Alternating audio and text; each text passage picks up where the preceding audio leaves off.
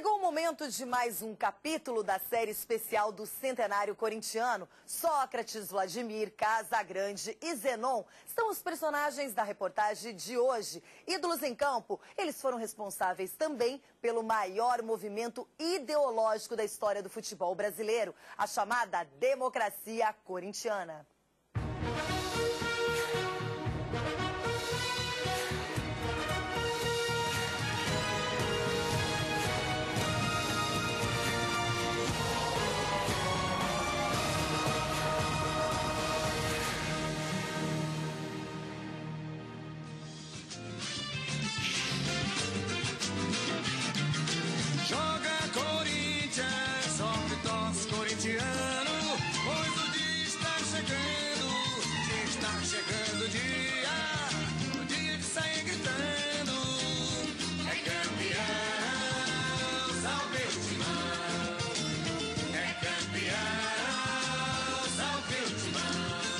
Em 100 anos de história, ninguém vestiu tanto essa camisa como ele, Vladimir. 806, E vai ser difícil ser alcançado, mas antes de tudo me sinto orgulhoso, né? Em 100 anos de história, poucos marcaram tanto a passagem pelo clube como ele, Sócrates. Boa parte do que sou, talvez a maior parte, aprendi no Corinthians. Hoje é dia de doutor. 3 vezes o Magrão beliscou. É a torcida, é o povo corintiano.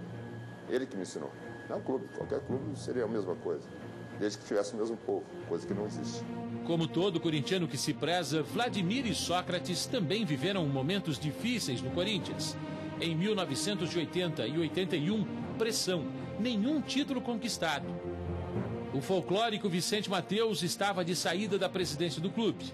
E aí, uma combinação de fatores inicia todo o processo. O Valdemar Pires promoveu o Adilson como vice-presidente de futebol. E o Adilson, sociólogo, cara inteligente. E a gente decidia tudo em colegiado, decidia tudo através do voto. Isso foi fantástico. Termos no complexo social que a gente vivia, pessoas com pensamentos e sensações semelhantes, voltadas para a maior participação nas decisões. A magia de jogadores únicos e talentosos. O principal era ele, o Dr. Sócrates. Intelectual, inteligente, inigualável. Com Sócrates como um líder natural, nasce a democracia corintiana. Em plena ditadura vivida no país, um dos times mais populares do Brasil iniciava o movimento pela liberdade e pela igualdade. A minha ação de liderança não tinha relação estreita exclusivamente com a democracia corintiana. Ela sempre existiu desde que eu me sinto como gente. Todas as decisões eram tomadas em conjunto.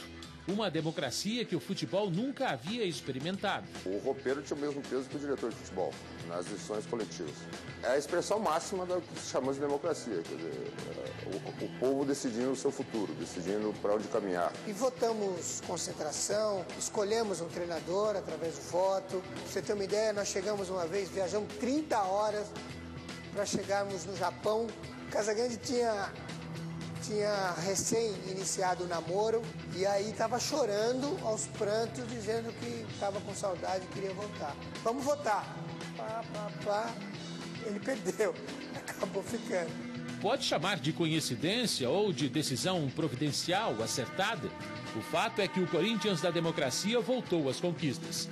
Ganhou 2 títulos estaduais em sequência, o que não acontecia há 30 anos. E o legado que ficou foi a harmonia que a gente conseguiu dentro de campo. Em 1982, a decisão foi contra o São Paulo.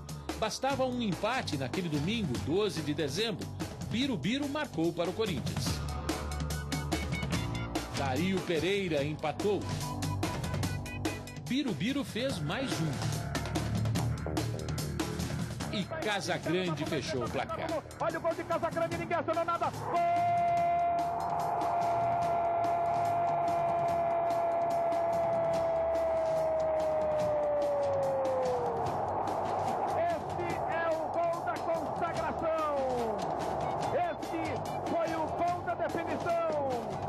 Ajoelhados, abraçam-se Sócrates, Ataliba e Casagrande. A fiel explode e arrebenta de alegria.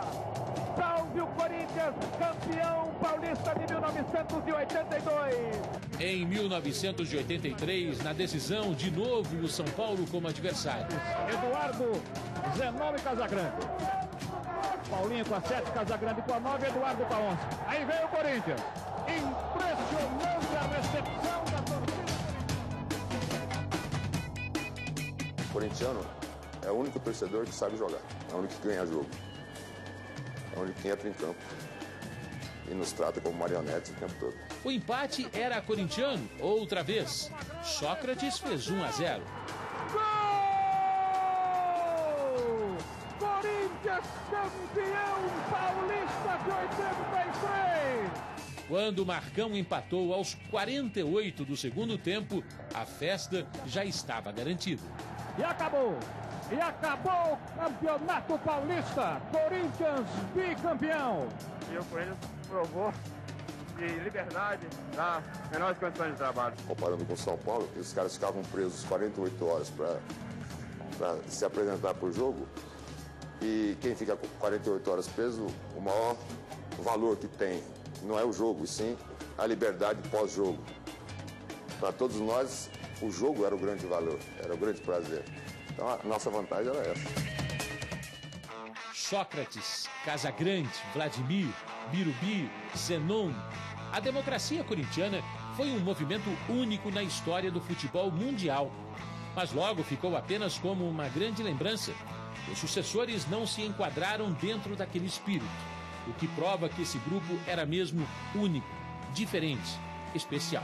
E aí chegaram jogadores que achavam que ele tinha um peso maior, que a opinião dele tinha que valer mais do que a de todo mundo, do que a dos outros, principalmente os reservas. O fim da democracia corintiana coincide com a saída de Sócrates. Ele vai para a Fiorentina, na Itália, não por questão financeira, mas ideológica. Ele havia dito que deixaria o país se a Câmara Federal não aprovasse uma emenda na Constituição autorizando eleições diretas para presidentes.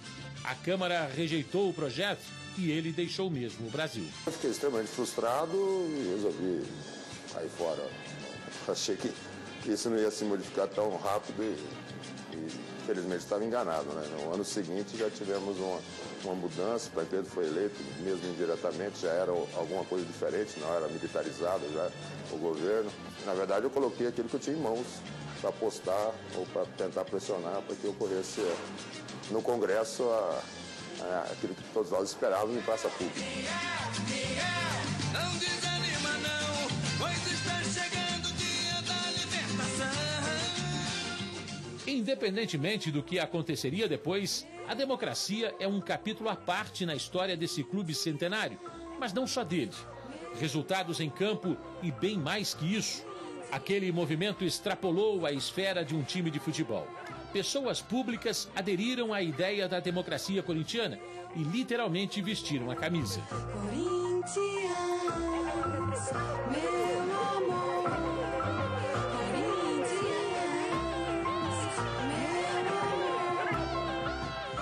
Os líderes daquele movimento alvinegro subiram nos palanques políticos e foram, de alguma forma, importantes na campanha pelas diretas já. O artista ele tem um peso político muito grande. Então é um grande palco político. E é por isso até que o sistema ligado ao futebol, no Brasil em particular, ele reprime o máximo possível qualquer tentativa de politização desse público. Imagina, um público politizado, com um palco na mão 2 vezes por semana, e vai mudar o país. Não há dúvida nenhuma.